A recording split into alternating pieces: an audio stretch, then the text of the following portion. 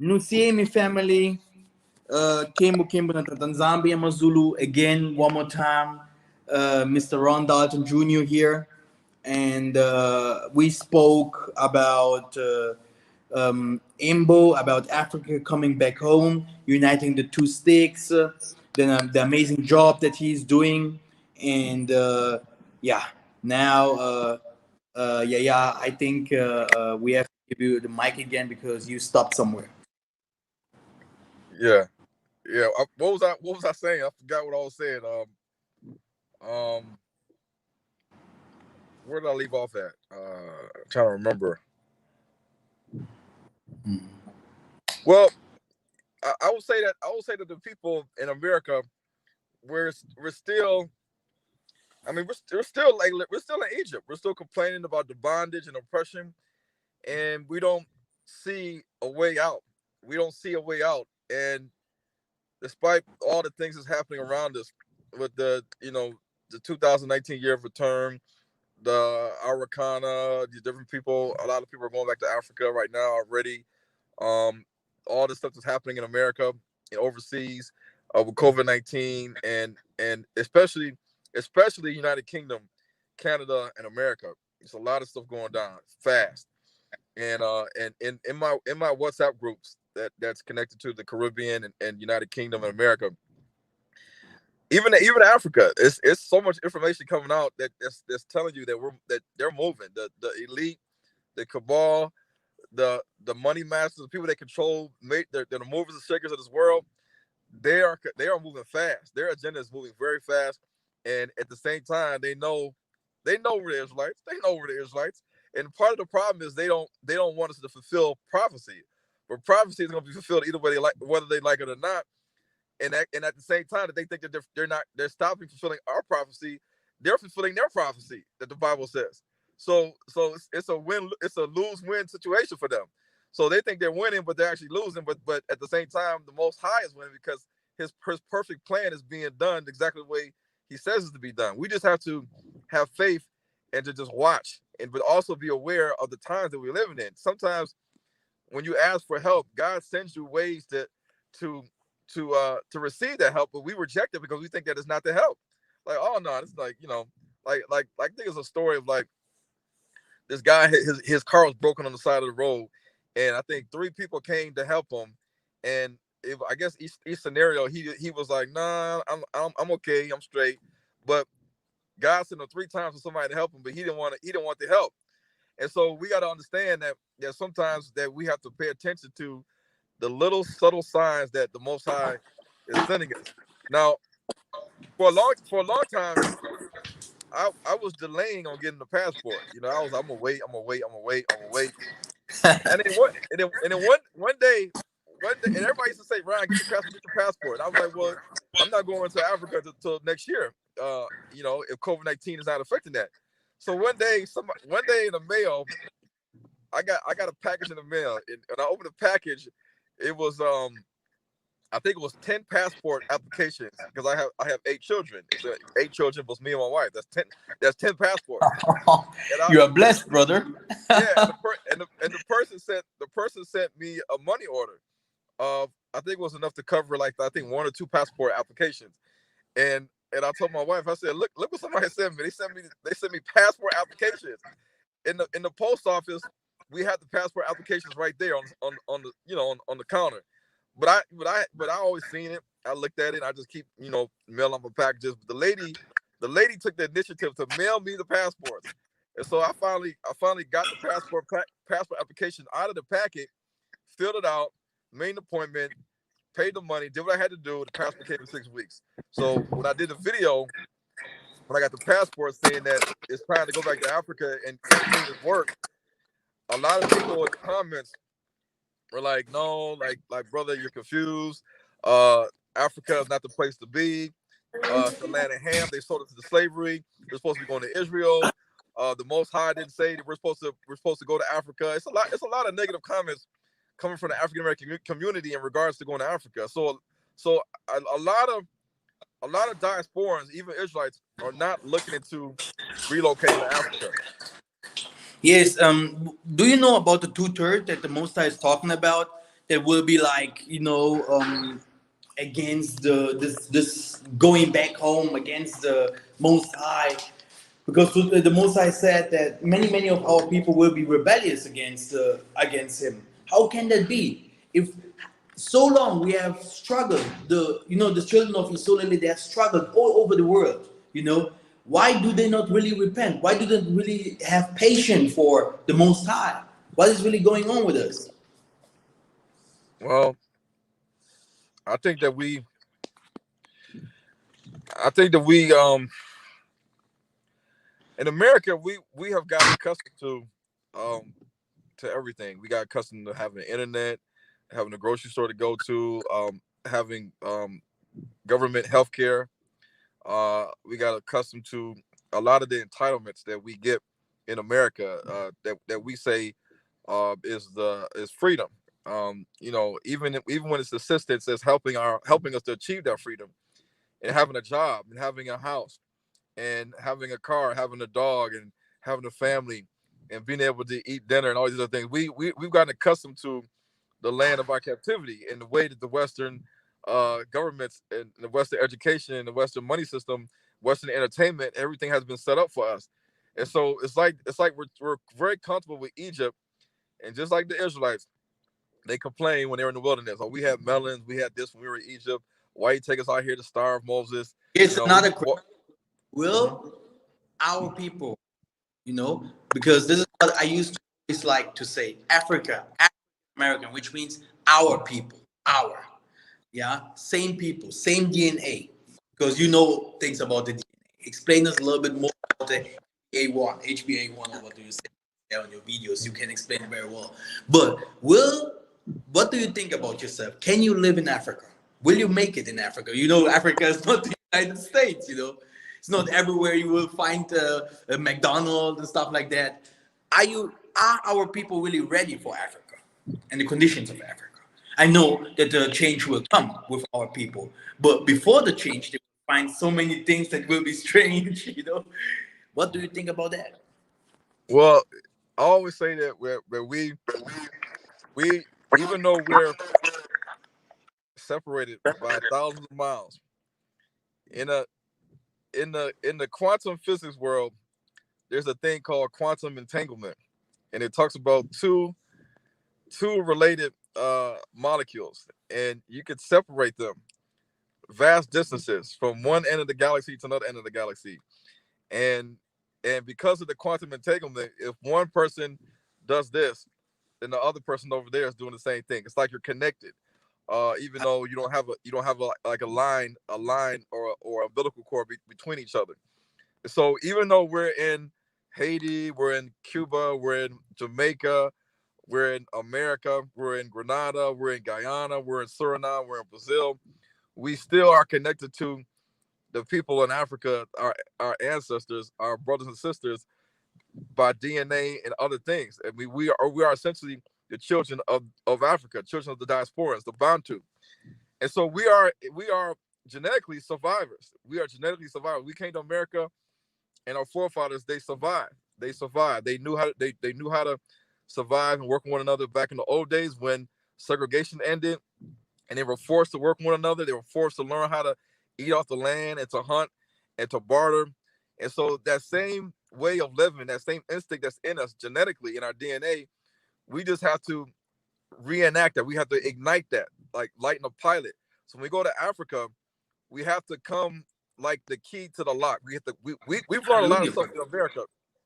We learned a lot of stuff in America, and we can bring what we learned in America back to Africa, and then connect with our brothers and sisters, so that the brothers and sisters in Africa, they know about farming and gardening, and bringing all types of fruits and vegetables to the local market, and fish and livestock, butchering and catching fish. A lot of us in America, we're not used to going to a local market where people are bringing their own crops and they're selling it. People are fishing their own fish, and they got fish for sale. They have their own chickens and sheep and goats and lambs, and they slaughter it and they bring the meat to the market. We're not used to that. We go to the grocery store and all the food and everything is packaged up. Everything's already packaged up. So and then we're not used to building our own house. We're not used to having our own build a house for us. We're used to buying a house that somebody already else built many, many years ago and paying a mortgage to live in the house or pay rent to live in the house. We don't understand the concept of community and building. So we have to get back to the old ways, not the westernized ways of everything. We gotta get back to the old ways. And I believe that we can do that. We just have to open our eyes. We have to ignite that pilot, ignite what's already in us in our DNA to try to survive in Africa, because it is going to be a shocker to go from one continent you've been used to all your life to go back to the place that your ancestors were taken from to try to survive and live. But I believe that Africa has all the resources, and with the people, with the love of the people and their connection with us, that we can work together to help each other to survive and raise up. Amazing, brother. Amazing. Right. This is Raise up exactly what we can do. what this is exactly what you're saying, because I never heard someone that comes from the diaspora that came home that said something bad against it. It was always positive. They wanted to stay. You know, what do you think about the villages, living in villages? Well, this is like this. I know that in the old days, the slaves lived in slave quarters. It's just basically four walls and a roof, basically, or wood. That's it. You know, when I was little, we grew up in the country of West Virginia, which back in the old days was Virginia till they divided the lines. But West Virginia, you have a lot of country, you have a lot of mountains, you have a lot of little running streams, and you get dirt roads and no paved roads. And at the time, we were living in a trailer home that was sitting on those cement blocks. And I remember when we was a kid that we had a water pump in the backyard, so we can go back to the pump and you just hit the pump a couple times and then water would come out. And then we also had an outhouse. For a lot of people don't know what an outhouse is. We used to have to go outside to use the bathroom. So we had to go outside to the outhouse and do a number one and number two. And the grass was high. Nobody really cut the grass. It was the country. And we did, my parents did what they had to do to survive in those times. And I believe that in the villages, we have the South in America, and the South, has, grass and trees and woods and different things, nations and animals and places where you can farm and garden. And I believe that if we go to Africa, the climate might be different, but we can adapt and continue to do the same thing we used to do back in the old days in slavery times in Africa, because This is also what is remember, written in the scriptures, and this is also what we know, because you have we in the diaspora, we have a complete other mindset. We have learned, studied. We can only bring good wind into Africa, and this is wonderful. I have heard that people was complaining about Southern Africa because it is developed. I mean, what means developed? Developed by black people or developed by white people? Who gets the profits of the goods that South Africa really sell? Is it the people, or is it the black? Is it the white people or the black people in Southern Africa? And this is one of the main problems in sub-Saharan Africa. I would think Ron can also explain us a little bit about how white people treat sub-Saharan Africa, especially sub-Saharan Africa beyond the rivers of Ethiopia, and maybe West Africa, because even if West Africa is under siege as well and have its problems, almost more developed and have more connection to the West than the southern part of Africa. I know that South Africa is developed, because my people are still in hunger, slavery over there, which means that South Africa means the same like Angola, Congo, and whatever. What do you know about that? Well, I think that when you look at South, this is the thing. Like, you look at the what we call the development.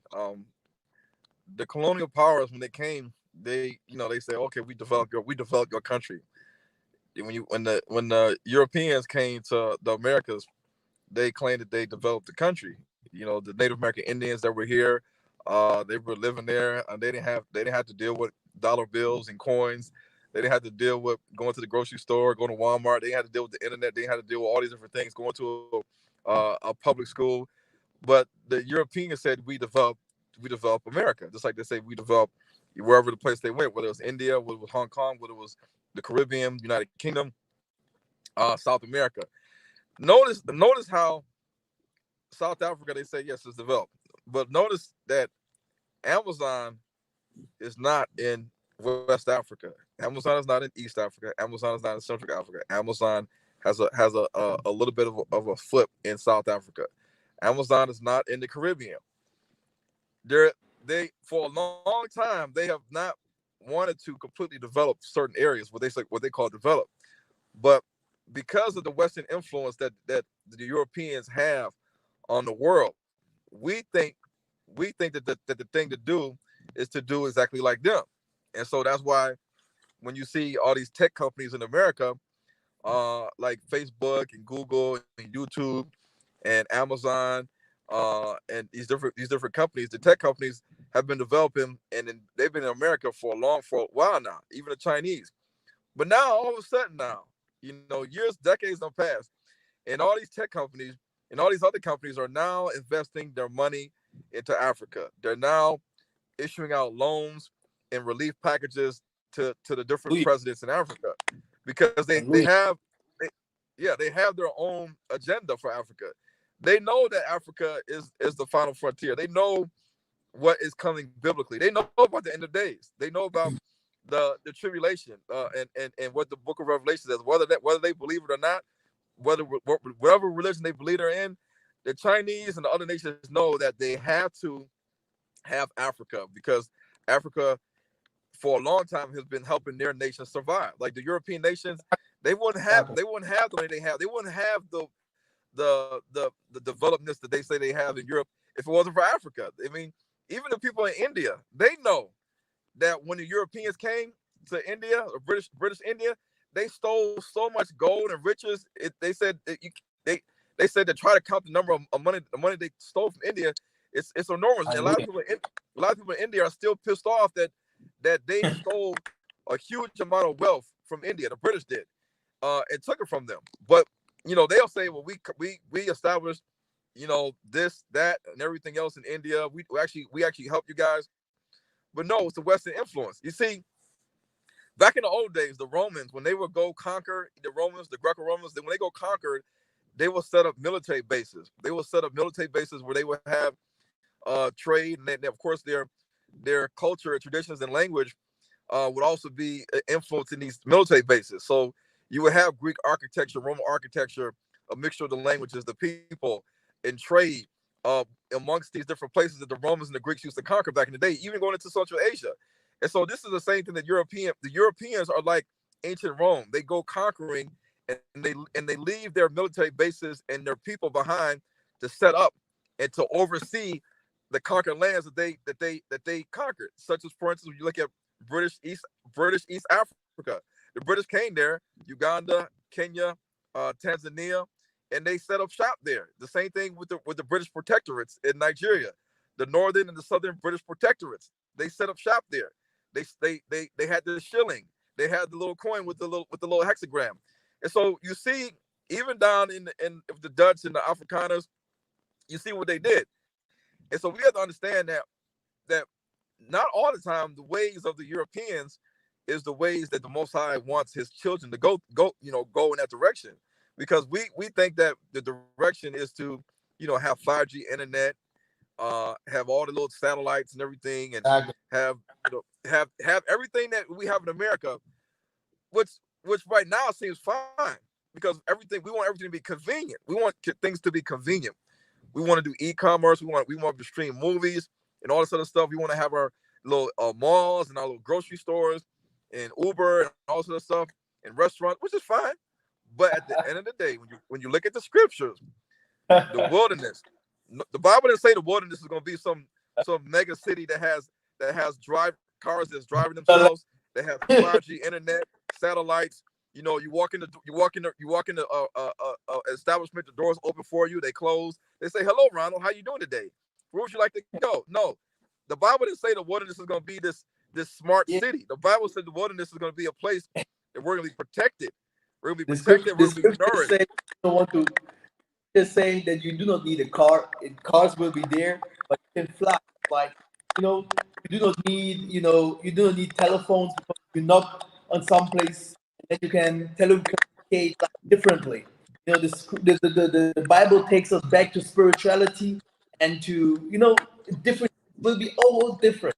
And, but there is also something that is written in Isaiah 6 that the nations will rebuild Hisorele, and if they don't, the kings, the queens, if they do not bow down in front of the Most High's children, they will be removed like war, or the zombie will take them out, fight them. What do you know about that? Well, yeah. Well, that's another thing. They're doing, in essence, they're even though they have their own plan and agenda for Africa, for their people, for whatever the purpose is for Africa, um, they are actually also helping along, doing what they need to do for Africa, for the diasporans and for the Israelites when they return and start to set up shop and start to be that united two sticks that's going to start having some unification going on. Because remember, when you had the two sticks come together as one, that means there's some unification going on. That means some unification going on. And so you got dead bones becoming awakened bones, awakened people. And you notice in the next chapter in Ezekiel 38, you have to ask yourself, well, why all of a sudden in Ezekiel 37 you got the dry bones and the bones live again. The two sticks come one. Why in the next chapter is all these nations all of a sudden trying to come to destroy these people that are now awakened from their dry bone status? What would cause all these nations to all of a sudden say, hey, it's almost like, are they gonna wake up one day and say, hey, let me call Magog, let me call Meshach, let me call Tubal, let me call Togarmah, let me call Gomer, let me call Persia, let me call Cush, let me call Put. Hey, I think it's time we eliminate these Israelites. Why would they all of a sudden want to do that? People got really pay attention to that. Pay attention, because when you're doing all these things for with your interest in Africa, and at the same time you're trying to prevent the diasporas from getting to Africa. You're trying to discourage them any way they can from coming back to Africa. Even Satan's using our own people to try to discourage other diasporans and other people in the diaspora from coming back to Africa. Brother, you are very, very, brother. This is what also Jonathan has said about you. You are fantastic. You are very, very smart. You are saying some things only someone really in the moment saying in the spirit can like those things. You should know those. This is why you have so many people that do not know those things. This is amazing. I did not even know that you know that. That we have so many people that do not want us to leave America, or to bring the two sticks together, to go back home, and etc. Amazing. Go ahead, brother. Yeah, that's because Satan and his minions and those in high places, they know what's going to happen when you start having like a domino effect. People start saying, well, we got to get up out of here. And not Shows, huh? even the What'd you Black say? Panther movie shows something like that. Two Yeah. sticks together. Yep. What will it be? It will be even the Tatanzama say, I will bring Jacob, Isolale, I will bring them together. This is it. The two sticks, if the two sticks are together, I think we will do more than everything what was that other nations have done before. It's our time. Esau's times will, and our time is about to come. Hallelujah. Yeah.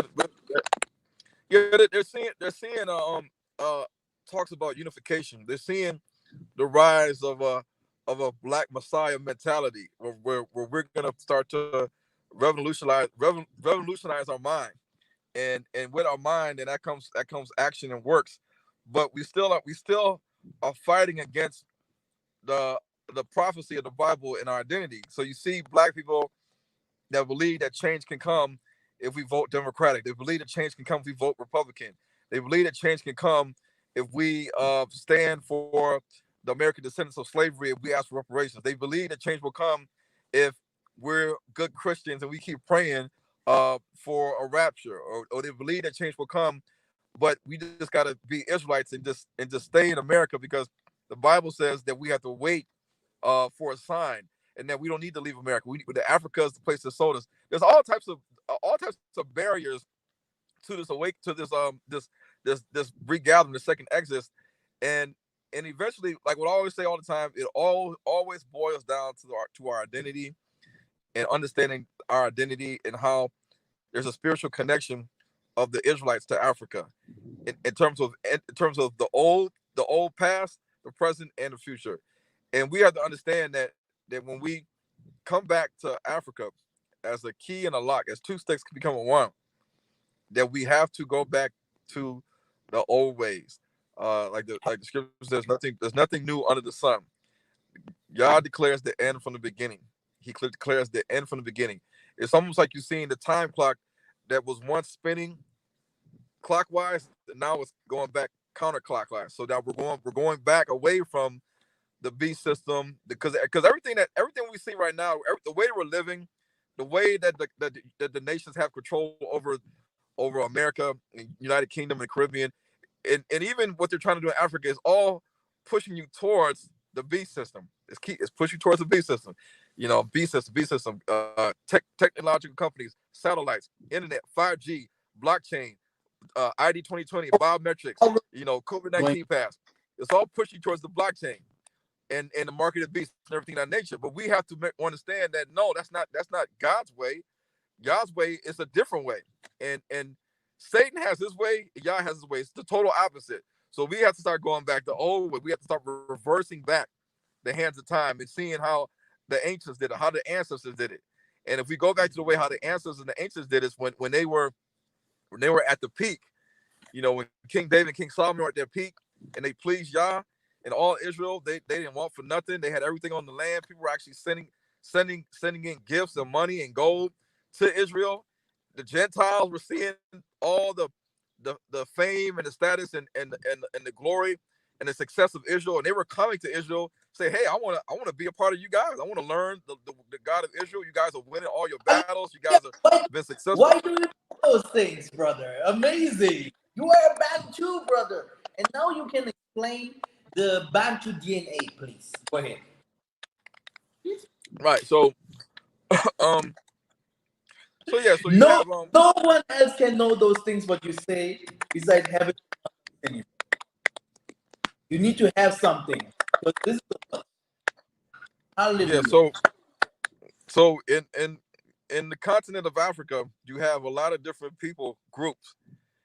You have your Somalians, you have your Luals, your Akoli, you have your Beja, your Afars, you got your Habesha people, you got your Ethiopian Jews, you got your Nilots, you got your Tuaregs, you got your Fulanis, you got your Hausas, you got the white Arabs, you got the black Arabs, you have people like the Pygmy tribes, the short Pygmy tribes, you got the Khoisan Bushmen, you got a lot of different. You got the Dogon tribes, you got a lot of different tribes and peoples in Africa.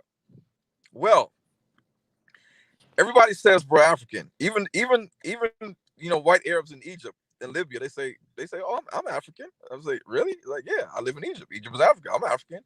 My ancestors built the pyramids." I said, "Okay, whatever. That's what you want to believe. You can believe that." But you got to understand this: when you check the DNA of all these different peoples in Africa, what you'll find is that there's a lot of other different DNA types in Africa, but in regards to the most populous dominated wide or DNA from the father, you'll see that it's the DNA of the Bantu people. So when you look at the DNA of the Nilots in Sudan, in Ethiopia and Kenya, when you look at the DNA of the Somalians, you look at the DNA of the Luo tribe, you look at the DNA of the Beja, the Afars, look at the DNA of the Tuaregs, the Hausas, the Fulanis. They have a different DNA than the Bantus people. The Bantus people have the Y DNA from the father, passed down from father to son, son, father to son, father to son, father to son, for many generations. And that DNA haplogroup is E1b1a. So if any Bantus person was to check their DNA from the father, they're gonna see most likely 90% positive, that they're 90% positive and above, that their Y DNA is E1b1a. I had a friend of mine. He's an Israelite. He's from the E1b1a ethnic tribe in southeastern Nigeria. So he lived around Cross River State in Calabar, down there with a bite of Biafra, bite of Bonnie. And so he was like, Ron, he's like, I know that we're Bantus because we speak the same dialect similar to the Evos, because we're the E1b1a ethnic, the Anang. And I said, oh yeah. I said, yeah, you're right. And he said, but I keep thinking because I follow these camps that they keep saying that Africans are Hamites. So am I a Hamite? And I said, brother, I said, if you're an E1b1a ethnic from southeastern Nigeria, you say you're Bantu, y'all got things and similarities in common with the Nigerian Evos, then you're a Bantu. You're not a Hamite. And the Bantu people are the Israelites. He's like, oh man, he's like, you know what? I'm gonna get my DNA tested. He got his DNA tested, and he was nervous. He was so nervous. And he's married to I think he's married to a African American woman. They got a child together. And so he got his DNA results. He showed it to me. He's like, Ryan, I don't understand the DNA results. So I think he used 23andMe. When he got it back, it was basically like 99.7% sub-Saharan African Bantu. And I was like, what's your DNA haplogroup? He said, E1b1a. I said, exactly.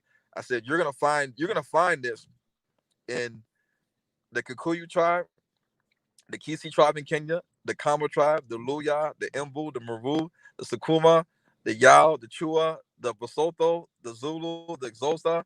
You're gonna see it in different tribes in Zambia. You can see it in all of the Congo, basically. Basically everybody in the Congo is Bantu. You heard about Congo, right? Niger Congo, you heard about it? Yeah.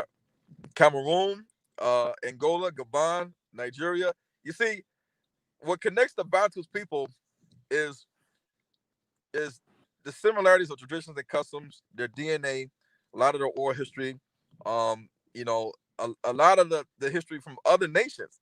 When they talk about the Bantus people, whether they're in Nigeria or Ghana or the Congo or Angola, Gabon, Kenya, they will describe things that are Hebraic elements.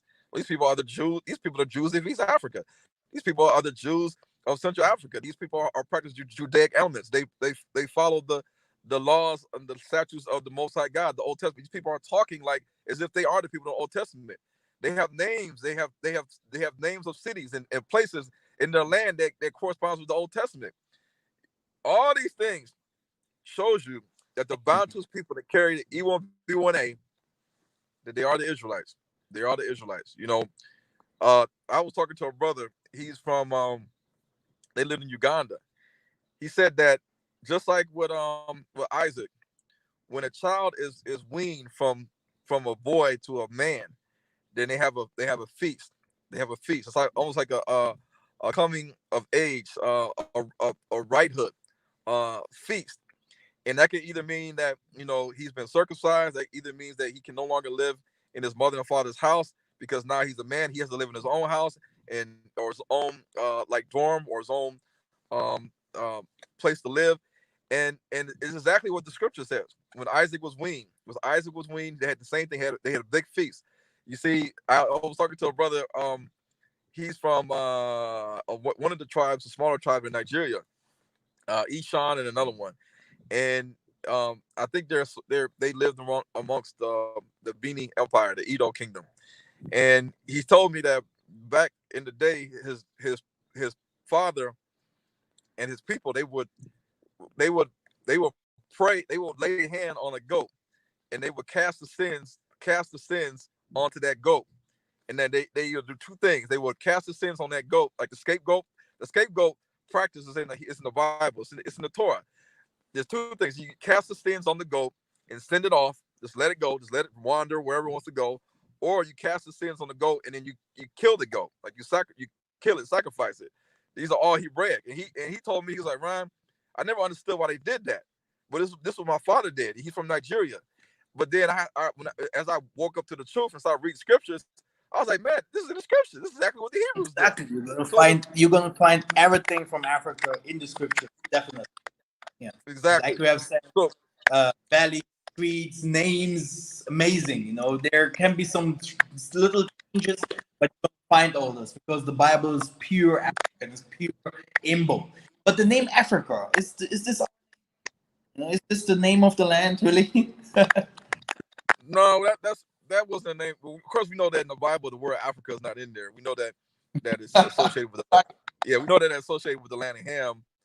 But in the land of Ham, you'll see that just like in the old days when Joseph and the Israelites they kept populating and having children and generations, that the Egyptian Pharaoh said, if we don't do something, these Israelites are going to become more outnumerous than us, and they're eventually going to outnumber us, and then they can just subdue us and take over this whole Africa that we were ruling at the time. And that's when Moses came on the scene. They were starting to try to kill the firstborn males. But you got to look at that the way that the Israelites possessed the land of Canaan. The Israelites are now possessing sub-Saharan African. The majority of sub-Saharan African are Bantus people, mixed in with some Hamitic nations and Nilotes and everything else in that nation. You know, we have to understand these things. So when you look at the Israelites, and the Israelites are playing the harp, they're playing the flute, they're playing all these different instruments, and they're doing everything. These are Israelites. These Israelites are amongst you right now, in Africa, and I think that a lot of the other nations, including the European nations, they know that the Bantu people are Israelites, because when Jews have embassies in Africa and they study the different people in Africa, they can understand and see that the customs of these people are Hebraic.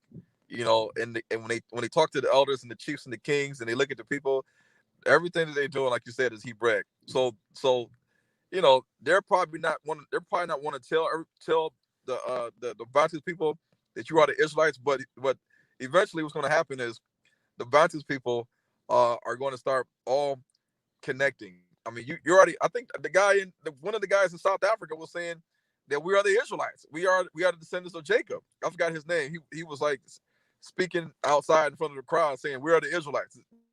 We populate this land right now. And so more and more you see that people are connecting and understanding we are the Israelites. And what has to happen is it has to be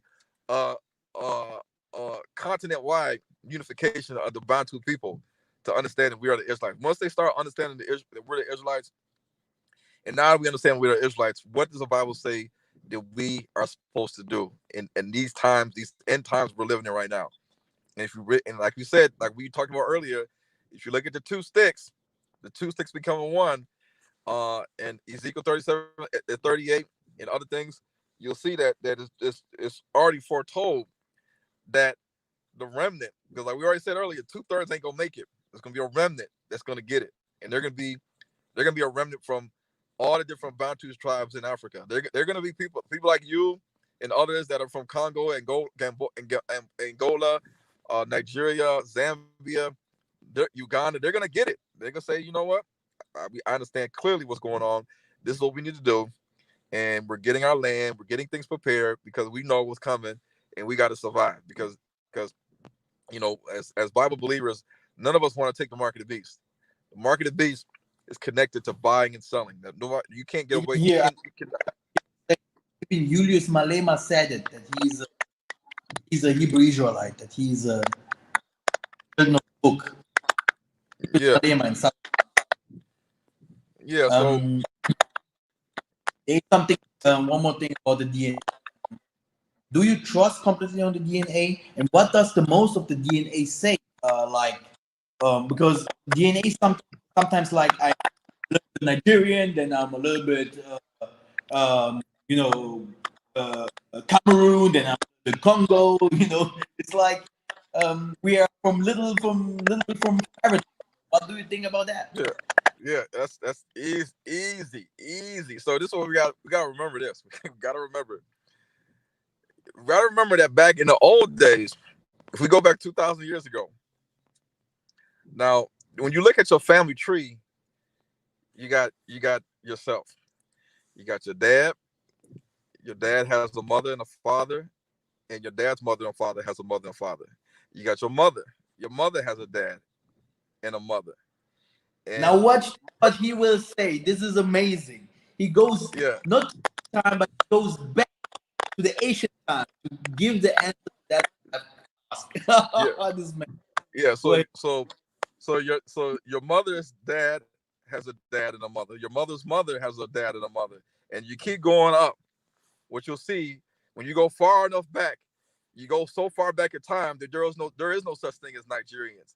There is no such thing as Cameroonians. No such thing as Ghanaians. No such thing as Togolese. No borders. And Liberians. And so we got to understand this now. Throughout the history of Israel, the tribes, the Bantu tribes, we lived in Egypt together and stuff like that. Yes, we lived together, and of course, because Israelites, they practice a patrilineal society, and they practice polygamy. That means that they can have different wives. You know, you might have an Israelite wife, you might have a Cushite wife, or the Egyptian wife, a Canaanite wife, whatever. But the paternal lineage stayed the same, meaning that everything was based off the father. Inheritance and your clan or your tribe was based off of your father's house. You know, it's the same thing in Togoland. You know, they know you by your father. Like whose son are you? Whose child are you? Oh, that's my father. Oh, okay, yeah, we know. You know, you're part of us. They don't go by the mother because you can have all types of different mothers. But anyway, but like I said, you go back thousands of years, there was no Nigerian. You know, we gotta remember now that the Israelites, they had 12 tribes. They lived, but they all were Israelites. And the 12 tribes, they might have married whatever women want to marry, different things of that nature, but they all were Israelites. They were all Israelites. They lived certain parts of the territory of Israel. Then they started moving in different segments and ways into Africa. They were still the Israelites though. And so, but when you look at the migrations over thousands of years, of course, when you look at the overall family tree, when you talk about me, okay, yeah, you can say mom and dad, but you got to go all the way up. And so, based on the people groups that we see today, now in the old days, we weren't like what we are in Africa. The old days, we were all together. We were all one. We were all one people. We didn't have these different terminology. Nigerians, Congolese, Angolans, you know, all that stuff. We didn't have Kenyans, Tanzanians. We didn't have that. So when you look at the DNA of all the different aunts and uncles and cousins and granddads, great grandddads, the reason why you see these different percentages is because essentially when you're looking at, 39% Nigerian, it could be 15% Congo, 13% Ghana, Gold Coast.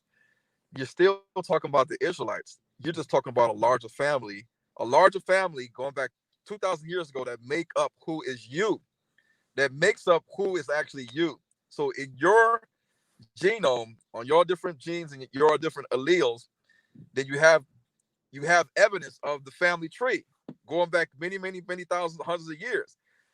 They just the DNA companies don't address that, so they're just going to say, okay, Nigerian, Congo, because of course you know that Nigerians, if they live in a certain area for as well, right, the migration, if they live in a certain area for a long period of time, and they pretty much intermarry with each other and live with each other, then eventually their genes are going to kind of stay a certain way.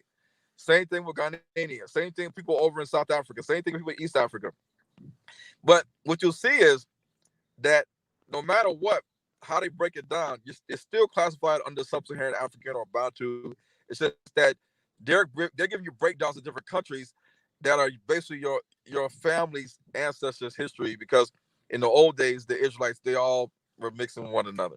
You know, they had wives, they had husbands, and like I said earlier, your dad has a mother and father, your mother has a mother and father, and their mother and father has a mother and father, and you keep going all the way up the list.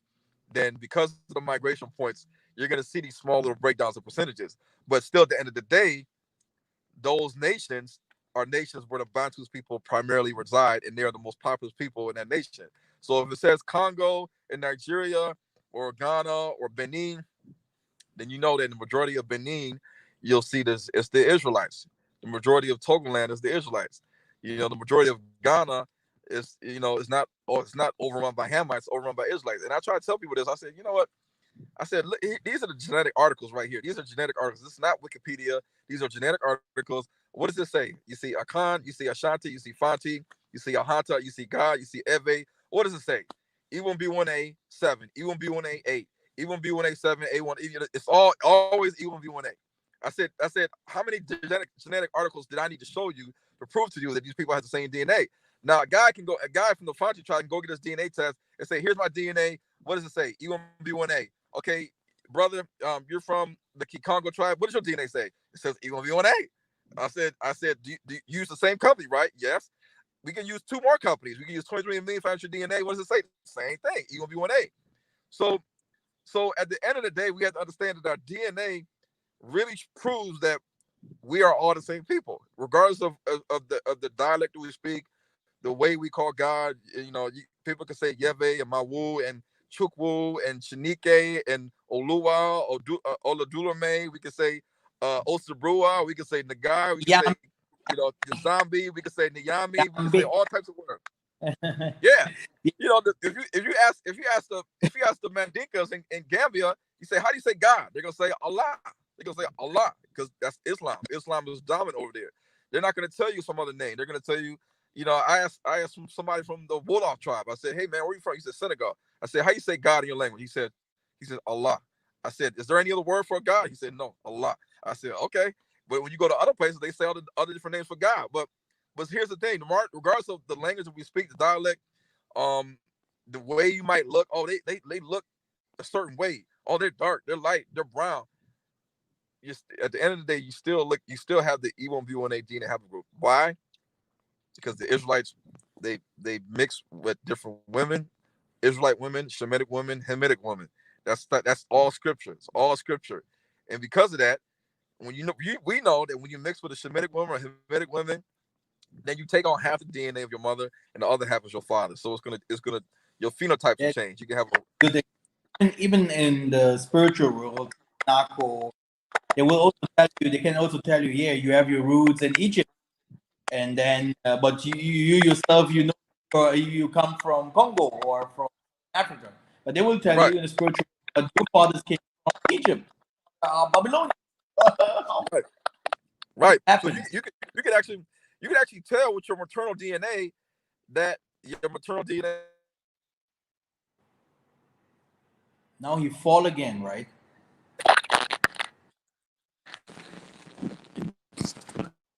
Wait a minute. Okay. Can you hear me? Can you hear me? Okay, I will also ask him the last two questions. I have to go to another meeting now. Oh, I hope he will find the way back fast. But he's, like I have mentioned, a great scholar. He's doing a lot of researches. No one knows everything, and this is a fantastic thing that he's saying here.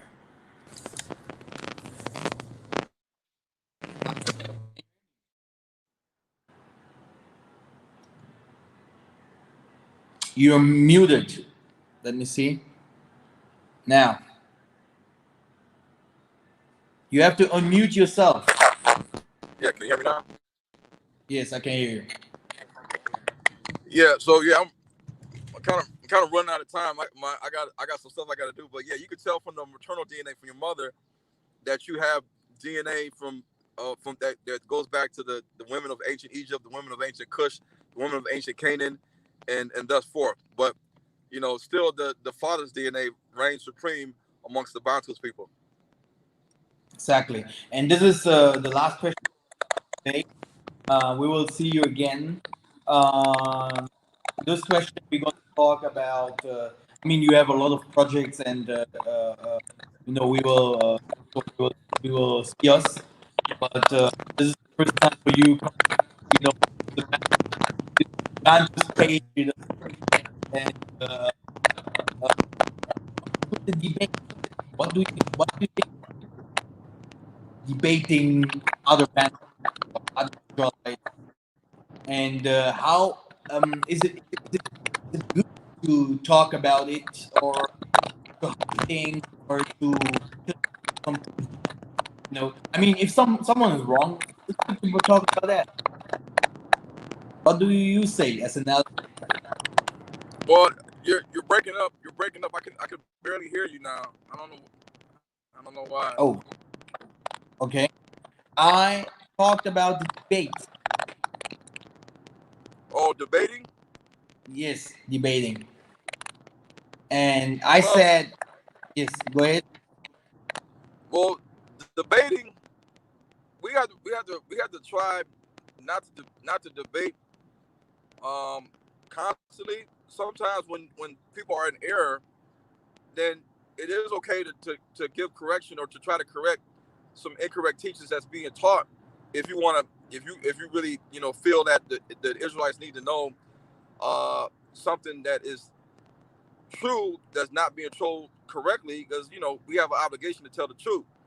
And sometimes if our brothers are in error, then you can either teach your own video teaching what the truth is, and if people believe it, then fine. If they don't believe it, then they can keep believing things that are incorrect and things that are in error. But to want to debate everybody, that takes away from what we need to be doing. I mean, I know in the past I've debated people, but one of the things I do is that I don't let debates or discussions or disagreements stop me from my mission or for what I've been doing. And so I Hallelujah. always stay on task. I always stay focused, and I don't deviate. I always stay on the right path, and I always stay driven to continue what it is, project or things I got to do. And that's why you probably don't see me having the time to debate everybody. But every now and then I might talk about something that somebody else has been teaching that I feel is incorrect, and a lot of Israelites are being misled. So sometimes we do gotta correct these misconceptions and things that are being said about, say for instance, like Africa's the land of Ham, the Most High says we're supposed to wait and then let him take us to Israel.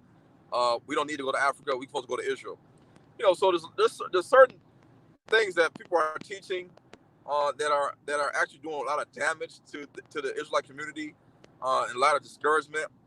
And a lot of Israelites they look at different YouTube channels, and that's where they get the information from. And 1 minute they might be like, okay, well, yeah, I think we should entertain moving to Africa. But then they watch some YouTube channels and they look at some videos and they say, oh, nah, I don't think we should go to Africa now after looking at that video. And so people are being, pulled again, they're being tugged in different ways because of the teachings that people are seeing on YouTube. So, I mean, there's a lot of YouTube channels out there, the Israelites that are teaching, and we just have to be careful on who we listen to, and kind of use our own brain and our own thinking caps and discernment of the spirit to really gauge and say, well, is this brother telling the truth, or is he having an agenda and he's just telling me lies because he has an anger, or he has a bias towards something, and this is what he's feeding me, but I don't see that. I just want to believe it because he's been my Israelite Morian teacher on YouTube for all these years. But Israelite teachers do have biases, they do have agendas, they do have certain ways they feel about certain things that is not, it's not based on scripture, it's not based on facts, it's based on emotions and feelings and their own personal beliefs and agendas that they have deep inside of them. And so we have to get out of that and actually really look at what the scripture says, and then start using the spirit of discernment and use logic and critical thinking to analyze everything and say, hey, America is Egypt, is the land of our captivity. How can America be the place that we want to stay in forever and say this is the land of milk and honey? This is the land of our ancestors. We're staying right here. We You are love it on attacking Master's plantation. someone. You know someone who said. Thank you very much, Yaya. Yeah, Do we have some last words for us? Then we're gonna break this up so you can drive home. yeah. Um, no, I think the next time we talk, I can talk about the projects I'm working on. Yeah. A lot of amazing projects I'm about to drop soon, and it's gonna open some eyes. A lot of times we like to see things from a video perspective. Yes, they can see my face talking about all this stuff, but sometimes we put it in video format. Then people like, ooh, wow, look at that. And I can break. And then of course, people learn from visual. They learn from looking at things and breaking down the language, breaking down the graphs, breaking down certain points and connecting things that we can connect the dots and show you on an actual picture or video. In addition to me speaking. So the movies and documentaries I got coming out, We can talk about that another time, and people can get excited because they're going to be available to be watched in all the world, in Africa and America, and the islands, Pacific Islands, the Caribbean islands. Another thing, what people really want to know, it's about Theo Ministries. I don't know, but people want to know it. Do you have something to say about that? What do they want to know about it? What do they want to know? Maybe have 2 or 3 words about that. You know, you are a YouTube scholar. We are watching you, brother. Yeah, well, if people look at my YouTube page, they see that the correction video I did on the inaccurate teachings of DNA haplogroups, which is what I've been studying for the last 10 years, and I actually reached out to TLTW on November the 10th and told him that I had noticed a lot of errors in his videos, and I said I'm just gonna have to a lot of people have a lot of questions and they're confused now because of these videos that Israelites are doing on DNA haplogroups and whether they have a background in it. Most of them don't have a background in it; they have a background on something else. And so I said I'm gonna do my own correction video, so I did one, and 3 days later I dropped it on on YouTube, and that caused him to be upset because no teacher wants to be told that they're incorrect. In Israel we have a lot of pride, we have a lot of haughtiness, but one thing stands clear is that like I said in the video, I said me and Line of Truth, or Line that devoured the coward, we had 2 main objectives, and the 2 main objectives was to prove that the Bantus E1b1a Israelites did not migrate into the Balkans.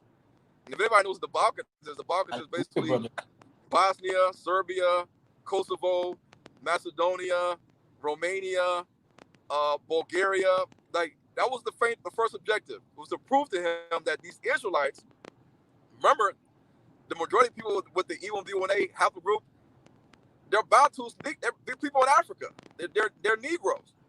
There is no migration of Israelites, what is Kikongo, or what is Kisi or Kikuyu, or is Igbos, or is Mandinkas, or Yorubas. None of them migrated to the Balkans and lived there and just set up shop and just had communities there. That's the first error that he did. The second error he did on DNA was that the Y DNA haplogroup G, as in good, did not originate in the Levant, did not originate in the land of Canaan, the land of the Canaanites, before the Israelites got there.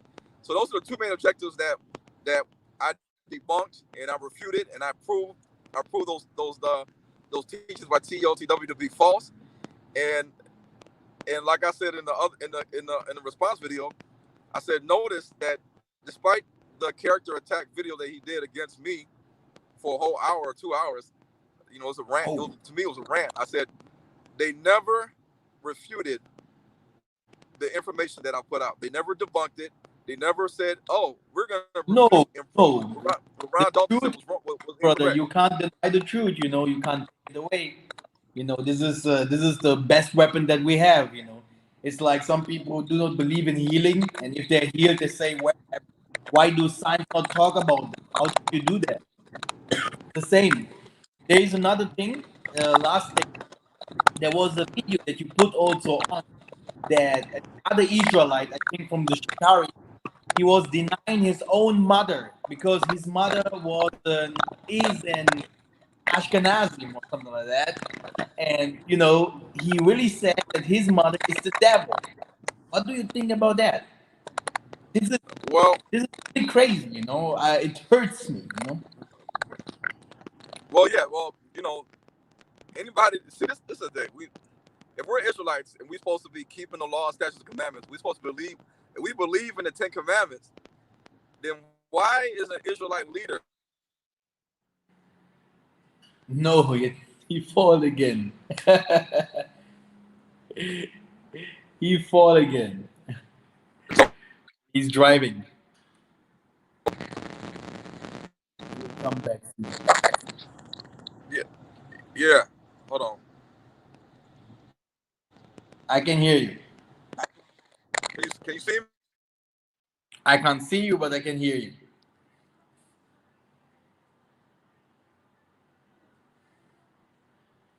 This is also the last question.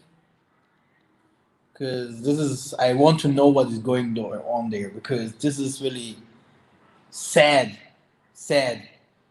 It's hard to believe what other people really believe in this awakening.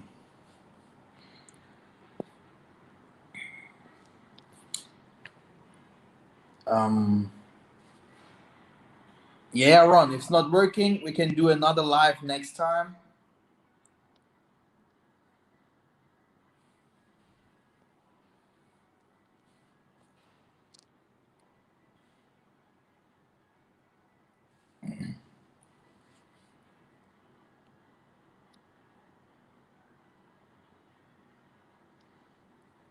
Okay, no problem. Okay,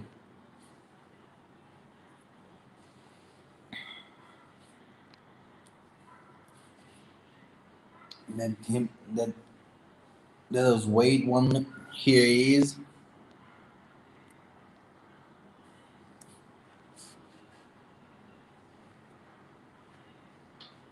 There you are. You have to unlock yourself. Unmute. Sorry. Oh, now I can't hear you. Now I can't hear you. No problem, brother. Brother Yayaron. Drive home. Thank you very much for coming. And I know that you have opened a lot of people's hearts. Or let me wait again because he just popped out. Maybe he want to come back. I can't go like this. This was amazing. You know, I really knew that he will say a lot of good things because he's deep in the material. He's really, really deep into that. And I really hope that Tatanzan will guide him more and give him more strength and wisdom so that he can bring the two sticks together, because this is the mission from the Most High. We need a lot of heart to do so. We have in this awakening not so many followers. If you see in other assemblies, people are many, thousands over thousands, and you know, they believe things. You know, it is impossible, and we are different. You know, and it is about time. We need a change. They have to understand who we are. Thank you very much for listening. I'm doing another live now. I will see you soon. Thank you very much. Matondo. Yeah. May Congo reign.